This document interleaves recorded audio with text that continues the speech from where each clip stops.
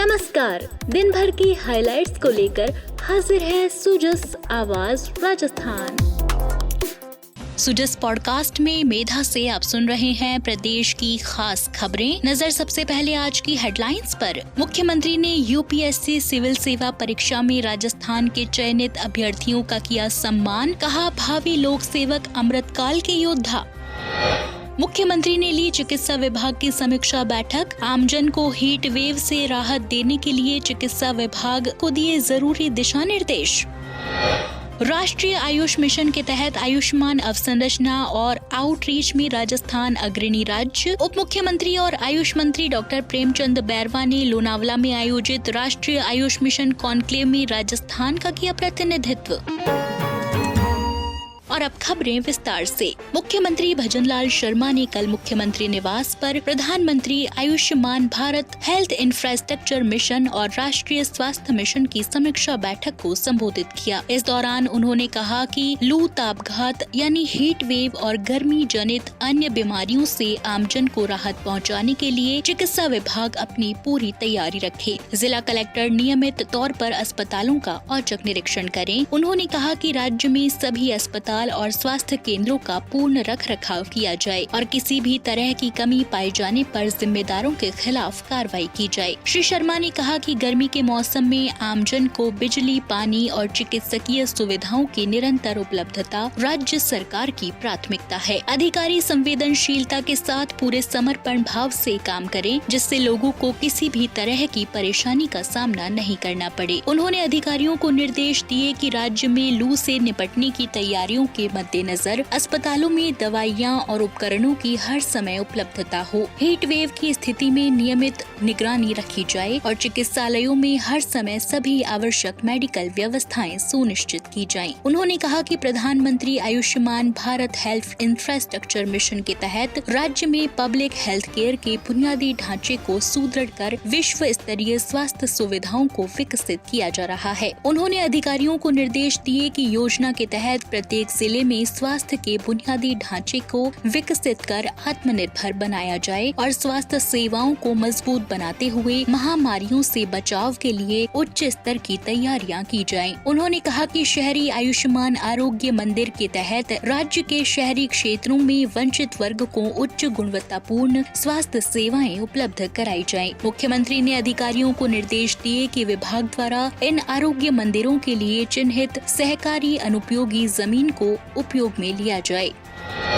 मुख्यमंत्री ने अधिकारियों को मुख्यमंत्री आयुष्मान आरोग्य हेल्थ इंफ्रास्ट्रक्चर मिशन के तहत चिकित्सा के आधारभूत ढांचे को मजबूत करने के निर्देश दिए। उन्होंने कहा कि प्रदेश में संचालित सभी आयुष्मान आरोग्य मंदिरों में इस वर्ष तक प्रमुख 12 सेवाएं मिलना सुनिश्चित किया जाए। उन्होंने एम्बुलेंस सेवाओं की समीक्षा करते हुए कहा कि अत्याधुनिक चिकित्सकीय सुविधाओं से लैस करते हुए इसकी नियमित मॉनिटरिंग की जाए।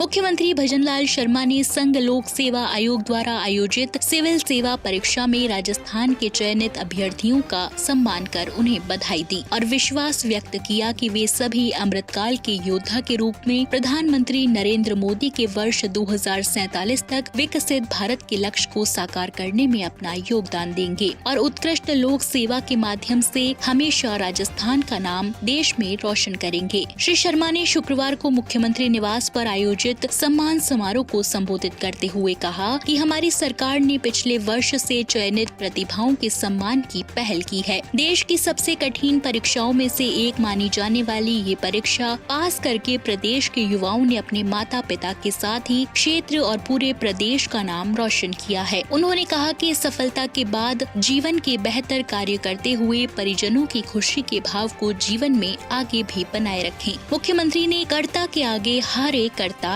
उक्ति का उल्लेख करते हुए कहा कि किसी भी कार्य में सफलता पाने के लिए कठिन परिश्रम करना पड़ता है और दृढ़ संकल्प के साथ की गई मेहनत से सफलता अवश्य मिलती है। उन्होंने कहा कि इस प्रतिष्ठित परीक्षा में सफलता के बाद भी चयनित युवाओं के जीवन में नए परिश्रम का दौर शुरू होगा, क्योंकि राष्ट्र निर्माण और गरीब कल्याण में लोक सेवक की महत्वपूर्ण भूमिका होती है। उन्होंने जीवन में विनम्रता और धैर्य को अपनाते हुए आमजन की आकांक्षाओं को पूरा करने का आह्वान किया। श्री शर्मा ने कहा कि लोक सेवक प्रशासन के कर्णधार हैं और लोक सेवा का महत्व हमारे समाज और राष्ट्र के लिए असीमित है। इसीलिए लोक सेवकों का नवाचारी होना महत्वपूर्ण है ताकि आम लोगों को बेहतर नागरिक केंद्रित सेवाएं प्रदान की जा सके। समारोह में जयपुर निवासी दृष्टिबाधित मनु गर्ग ने मुख्यमंत्री से संवाद करते हुए बताया कि उन्होंने दृष्टिबाधित होने के बावजूद सिविल सेवा परीक्षा में देश भर में 91वां स्थान हासिल किया है। उन्होंने अपनी इस सफलता का मूल मंत्र अपनी माताजी के संकल्प को बताया। वहीं देश भर में 20वां स्थान हासिल करने वाले जोधपुर निवासी त्रिलोक सिंह ने बताया कि लोक सेवक के रूप में वे भारतीय सेना में सेवा दे चुके हैं और पिता द्वारा दी गई प्रेरणा को आगे बढ़ाएंगे। मुख्यमंत्री भजनलाल शर्मा ने सोशल मीडिया पर अपने संदेश में लिखा, विजयपुरा की मुस्कान कुमावत अपने दृढ़ संकल्प और परिश्रम से स्वावलंबी बनी है। RSCIT पाठ्यक्रम से अर्जित कौशल और राज्य सरकार के सहयोग से उन्होंने अपनी योग्यता को सिद्ध किया। आज राज्य की बेटियां न केवल सपनों को संजो रही हैं, बल्कि कड़ी मेहनत से उन्हें वास्तविकता में भी बदल रही हैं। चैलेंजेस होते हैं लाइफ में, इम्पॉसिबल तो कुछ है ही नहीं, तो बस थोड़ा पेशेंस रखना पड़ता है। माय नेम इज़ मुस्कान कुमावत। मैं विजयपुरा विलेज से बिलोंग करती हूँ। मैंने फ्री कोर्स किया RSCIT, उससे मुझे बहुत ही हेल्प मिली है अपनी लाइफ में। कोर्स में हमें कंप्यूटर्स के बेसिक टू एडवांस पूरा सिखाया गया। स्टार्टिंग फेज में थोड़ी डिफिकल्टीज भी आई, सेल्फ डाउट भी आया। गवर्नमेंट के थ्रू था तो उस वजह से थोड़ा बिलीवेबल था कि गवर्नमेंट के थ्रू है, सही होगा। पे कुछ करना नहीं पड़ा। कोर्स कंप्लीट करने कुछ टाइम बाद में हमें प्लेसमेंट हो गई। सो सब एक्सपेक्टेशंस से बढ़कर था और बहुत अच्छा था। गर्ल्स को बाहर निकलने के बाद में आइडिया लग रहा है कि स्किल्स डेवलपमेंट कैसे कर सकते हैं। गवर्नमेंट अभी इन प्रेजेंट में बहुत सपोर्ट कर रही है, तो ऐसा भी नहीं है कि उन्हें पे करना पड़ेगा हर चीज़ के लिए। अगर वो ट्राई करे तो वो अपने लाइफ में कुछ अच्छा कर सकती है, उनका लाइफस्टाइल चेंज हो सकता है। अब मेरा माइंडसेट ये है कि जो मेरे गोल्स है, जो मैंने सोचा है, वो मैं कर सकती हूँ, because everything is possible, nothing is impossible. इसी कड़ी में मुख्यमंत्री भजनलाल शर्मा ने विश्व प्रेस स्वतंत्रता दिवस की सभी को शुभकामनाएं दी हैं। उन्होंने कहा कि स्वतंत्र पत्रकारिता लोकतंत्र का आधार स्तंभ है, जो समाज को सशक्त बनाने में महत्वपूर्ण भूमिका निभाती है। उन्होंने कहा कि आइए इस अवसर पर हम सब मिलकर पत्रकारिता की गरिमा और स्वतंत्रता को बनाए रखने का संकल्प लें।